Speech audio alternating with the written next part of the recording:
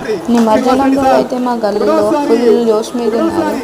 నిమజ్జనం రోజు మా దగ్గర ఫస్ట్ అయితే వేలం పాట చేసిండ్రు.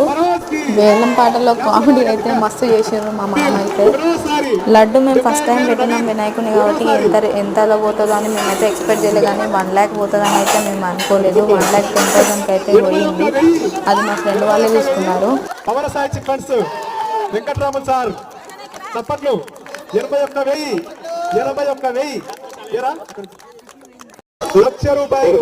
లక్ష రూపాయలు పెద్ద లడ్డు ₹1,00,000.